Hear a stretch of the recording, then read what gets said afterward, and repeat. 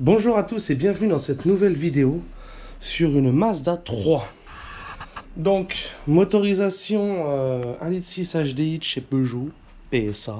Donc voilà, ce magnifique, tu l'as reconnu, 1,6 litre HDI. Voilà. Donc la batterie est HS, donc je vais pas pouvoir te le démarrer. Mais en fin de compte, je suis rentré avec et ça fume. Je sais pas si j'ai regardé un ou deux snaps, je te les mettrai, sinon laisse tomber. Et j'ai juste contrôlé ici à l'aide de l'ouverture de la durite pour voir l'hélice. Le turbo est mort. L'axe, il dit bonjour. Donc ça roule encore, ça fume et ça n'a plus de puissance. Voilà, ça bloque à 3000 tours. Donc il est quand même en mode dégradé. Mais 3000 tours, t'es taqué quoi. Et ça fume, mais qu'est-ce que je te dis, ça fume quoi. Donc on ira regarder le niveau d'huile. Voilà, donc dans un premier temps, aujourd'hui, on va démonter le turbo pour voir le modèle et voilà, donc en selle, démontage du turbo, 1,6 litre. Alors comment vérifier si le turbo est HS et que ça provienne bien de lui? Donc vérification rapide, surtout sur un turbo aussi accessible, on va constater avant tout démontage que le turbo est bien raide de chez Red. Donc comment vérifier si le turbo est mort? Donc on enlève la durite d'admission. Voilà. Voilà. Et maintenant on va venir regarder dans l'axe qui bouge grossièrement quoi. Parce qu'avec la lumière et on fait voir. L'axe qui c'est très dur et du coup il n'y a plus de lumière. Non. Tu le vois pas? Non. Non. Bon, je vous le remontrerai sur l'établi, mais en fait l'axe a beaucoup de jeu. Bon, on va décortiquer la chose. Donc tu vois là la durite d'admission qui va la raccorder là et là et là. D'ailleurs avec cette vis là qui va pas être facile. On va enlever ça, comme ça on aura plus accès à cette tôle à pare-chaleur là. Donc les vis sont en dessous. Voilà, donc celle-là c'est facile, on l'enlève là. Donc j'enlève tout le tuyau là, et si ça fera comme le DCI, il faudra nettoyer ici. Donc dans le coup, voilà. Durée de graissage, il faudra regarder si elle n'a pas un collier pour durcir. Je ne sais toujours pas s'il s'enlève avec le collecteur d'échappement ou pas. Normalement non, mais voyons.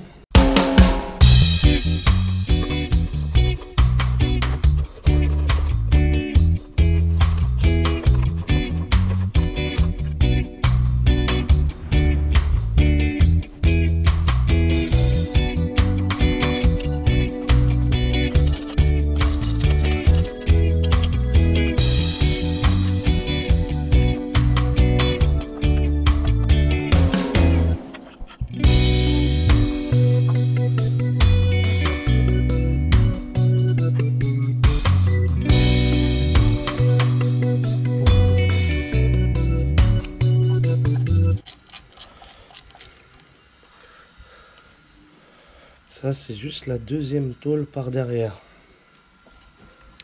Mais je crois que je vais devoir lever la voiture et aller attaquer les tôles par chaleur du kata qui est juste en dessous. Parce qu'elle remonte, elle superpose. Celle-là, elle vient de loin, celle-là. Tac, regarde là, comme j'ai pris une douille longue, c'est nickel. Allez hop.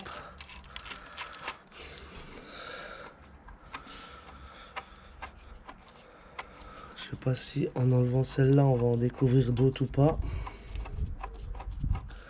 Et au moins, on va savoir de quoi on parle.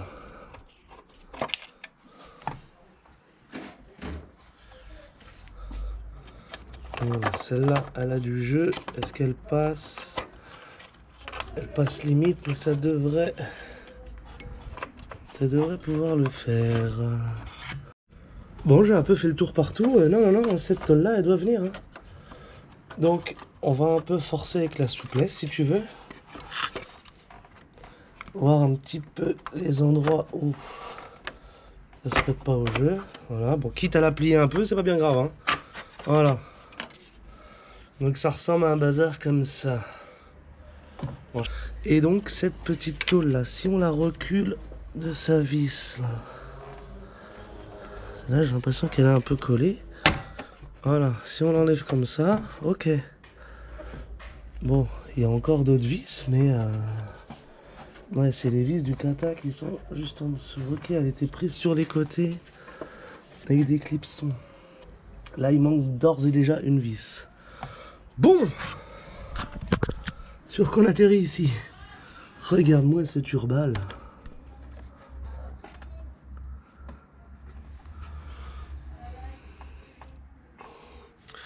Donc là, il se dessert avec les trois... Alors, non, les quatre boulons via le collecteur, comme au Renault, quoi. Ou alors, je le détache directement du collecteur d'échappement. Mais il n'y a pas trop d'intérêt, en fait, à part niquer 2 joints. Donc, en fait, on va le retirer d'ici directement. Donc, il a une patte de raccroche qui revient se piquer là. Et si on désaccoupe le catalyseur, en fait, on n'a même pas besoin d'aller en dessous, regarde bien. Il faudrait qu'on ait assez de souplesse avec la durite. Ouais, j'étais resté sur, il fallait que je lève encore en bas pour enlever la tôle et tout en bas, tu vois. Mais en fait, non. On s'arrête là, notre colis, il est là, regarde. Donc, il faudra peut-être enlever la tôle, effectivement, parce que nous fait chier, mais voilà. Bon, ça a l'air d'être bien grippé. Puis moi, le collier, je sais pas si on est obligé de le remettre par le bas, sinon je le remettrai vers le haut. Allez, j'engage la durite de graissage turbo. Je lubrifie tout au niveau des raccords. Et on continue l'intérieur. Je voudrais pas dire de bêtises, mais il me paraît trop simple pour être honnête, ce turbo. Admettons que j'ai du jeu avec ça. Ok, ça dégage. Le tuyau de retour, il est juste là. Donc tu vois, il a l'air hyper facile à démonter. La wastegate, la dépression, c'est là. Donc accessible. Là, le tuyau, j'ai un peu tordu la tôle comme ça vers moi. J'ai triché un peu, mais je pense que je pourrais atteindre la tige filetée qui est là. Et en fait, il sort comme ça. Là, les 2 boulons là, ça devrait aller. Par en dessous, ce sera une autre histoire, je le reconnais. Mais ouais, ça m'a l'air trop beau pour être honnête. Donc j'avance et je te dirai sur les points sur lesquels je bloque.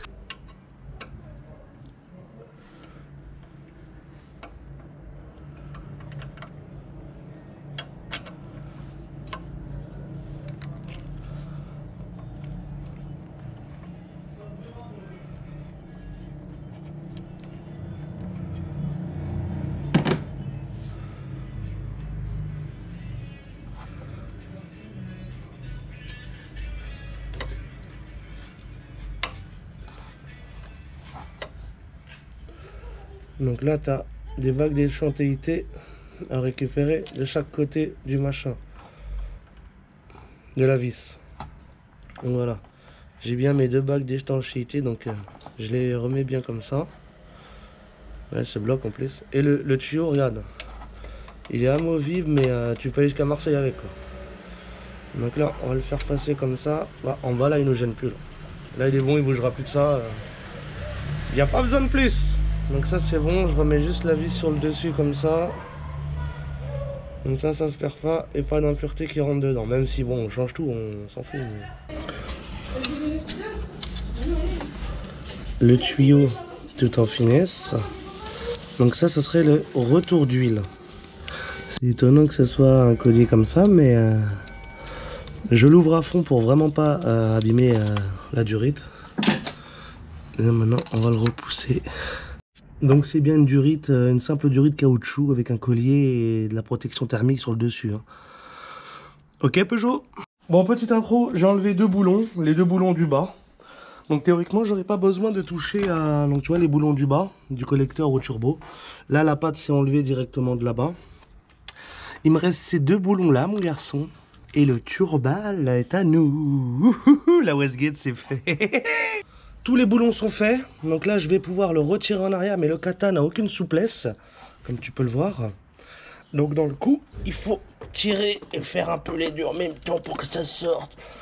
C'est sur les boulons, j'en ai qui sont restés sur le machin. Maintenant là j'ai la durite de circuit d'huile qui est en termes de de sa limite. Donc je vais enlever un goujon par là-bas. Ok, il faut que je sorte du goujon en bas aussi. Ouais, je suis sorti de tout. Voilà, je peux revenir en avant pour libérer celle-ci. Voilà. Elle a de la souplesse, mais il ne faut pas exagérer non plus. Et là, on peut sortir le turbo. Le turbalisateur. La merveille de technologie est sortie. Donc pour tout te dire, tu vois, j'aurais pu enlever là directement le manchon, mais bon, peu importe. Les ailettes, je vais pouvoir te montrer le jeu qu'elles ont. Voilà, au point où je voulais en venir, c'est là, c'est que... voilà.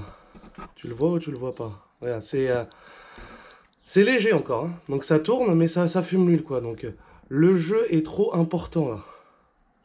Voilà. Je ne force pas, hein. Surtout que les ailettes, tu vois qu'elles sont un peu, elles sont un peu pas belles. C'est dommage, c'était du Garrett. La petite patte qui s'est enfuie. Donc voilà, pour démonter un turbo, grosso modo, les durites d'air, voilà, de raccord, une tôle par chaleur, 2 tôles fixes, et le turbal. Le turbal il est bien gras, hein. Voyons par là, si j'avais pas mis mon doigt là-dedans. Pas encore. Oh bah là c'est pire. Oh mon tonton. Oh mon tonton, aide-moi un peu ça. Tu vois, il fait du bruit, hein. Voilà. Le turbo en plus il avance en avant en arrière, quoi. Donc comme c'est bien la même...